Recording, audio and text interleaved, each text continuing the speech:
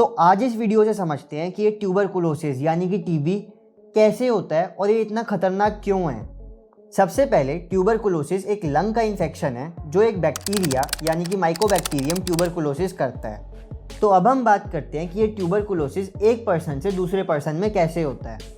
तो जब भी कोई पर्सन जो ट्यूबरकुलोसिस यानी कि टीबी से इन्फेक्टेड है वो बात करे, कफ करे यानी कि खांसी करे या स्नीज करे यानी कि छींक मारे, तो वो हवा में ड्रॉपलेट्स रिलीज कर देता है और ये ड्रॉपलेट्स हवा में कई घंटों तक रह सकती हैं और इन ड्रॉपलेट्स के अंदर माइकोबैक्टीरियम ट्यूबरकुलोसिस बैक्टीरिया होता है।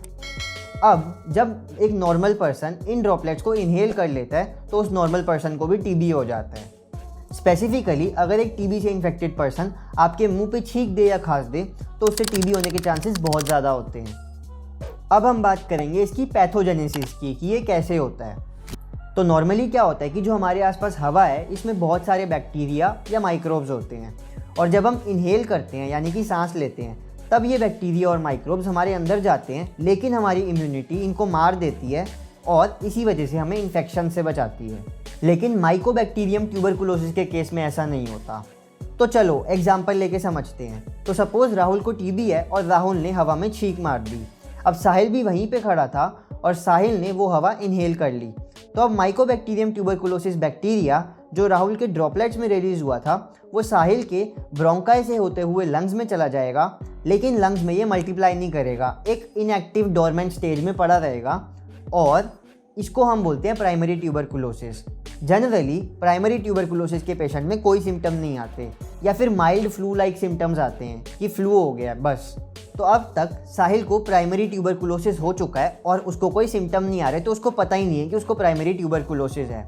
अब इसमें सबसे इंपॉर्टेंट बात यह है कि हमारी बॉडी की इम्यूनिटी माइकोबैक्टीरियम ट्यूबरकुलोसिस बैक्टीरिया को नहीं मार पाती है और वो हमारी बॉडी की इम्यूनिटी से बच के निकल जाता है। अब होगा क्या कि जैसे जैसे टाइम आगे बढ़ेगा और लाइफ में कभी भी साहिल की इम्यूनिटी कम होगी, जो कि ओल्ड एज की वजह से हो सकती है या एड्स की वजह से भी हो सकती है, तो टीबी का बैक्टीरिया यानी कि माइकोबैक्टीरियम ट्यूबरकुलोसिस इसको एक अपॉर्चुनिटी की तरह देखेगा कि उसकी इम्यूनिटी कम हो रखी है और मल्टीप्लाई करने लग जाएगा।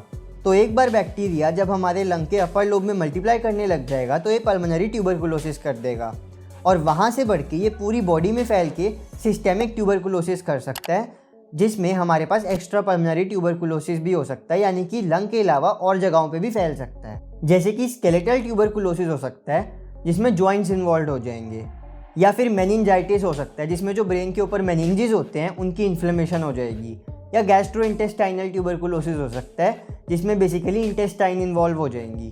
हमारी स्किन और लिम्फ नोड्स भी इन्वॉल्व हो सकते हैं, तो ये एक्स्ट्रा पल्मोनरी ट्यूबरकुलोसिस में आता है। अब क्योंकि साहिल की इम्यूनिटी वैसे ही कम हो रखी है तो वो इस माइकोबैक्टीरियम ट्यूबरकुलोसिस से ढंग से लड़ भी नहीं पाएगा और एक सेकेंडरी ट्यूबरकुलोसिस इन्फेक्शन हो जाएगा। अब हम बात करेंगे इसके सिम्टम्स की कि पेशेंट में होगा क्या जब ये होगा। तो ये तो मैं पहले ही बता चुका हूँ कि प्राइमरी ट्यूबरकुलोसिस में तो बेसिकली एसिम्प्टोमेटिक कंडीशन होती है, उसमें सिम्टम्स आते ही नहीं हैं। लेकिन सेकेंडरी ट्यूबरकुलोसिस में कुछ कैरेक्टरिस्टिक सिम्टम्स होते हैं, जैसे कि फीवर होगा पर्सन को, साथ ही साथ वेट लॉस होगा, साथ ही साथ पर्सन को नाइट स्वेट्स होंगे यानी कि रात को ज़्यादा पसीना आएगा, और तो और पेशेंट जब खांसी करेगा तो उसकी बलगम में ब्लड भी आ सकता है, इसको हम हिमोप्टिसिस बोलते हैं। और तो और पर्सन को फैटीग होगा यानी कि थकान होगी और उसको सांस लेने में भी दिक्कत आ सकती है यानी कि डिस्निया भी हो सकता है। अब हम बात करेंगे इसकी डायग्नोसिस की कि इसको पहचानेंगे कैसे। तो इसकी डायग्नोसिस बहुत सारे तरीक़ों से होती है। सबसे पहला स्पूटम सैंपल देना पड़ेगा आपको अपना, और स्पूटम सैंपल पे फिर माइक्रोस्कोपी होगी और बैक्टीरिया को देख के पता लगेगा स्टेनिंग करके, ZN स्टेनिंग, कि बैक्टीरिया है या नहीं है। एक स्किन टेस्ट भी हो सकता है जिसको हम ट्यूबरकुलिन स्किन टेस्ट बोलते हैं, और इंटरफेरॉन गामा रिलीज ऐसे की मदद से भी इसको डायग्नोज किया जा सकता है। इसके बारे में मैं डिटेल में नहीं जा रहा क्योंकि कोई नीड नहीं है।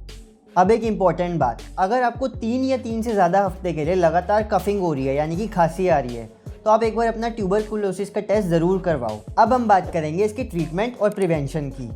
सबसे पहले ट्यूबरकुलोसिस के ट्रीटमेंट के लिए हम बेसिकली अलग अलग ड्रग्स यूज़ करते हैं, जैसे कि आइसोनायाजिड, रिफैम्पिसिन, इथैम्ब्यूटॉल, स्ट्रेप्टोमाइसिन, पायराजीनामाइड और भी ऐसी ड्रग्स हैं। पर इंपॉर्टेंट बात यह है कि ये काफ़ी लंबा ट्रीटमेंट है जो कि मोर देन 1 ईयर भी चल सकता है।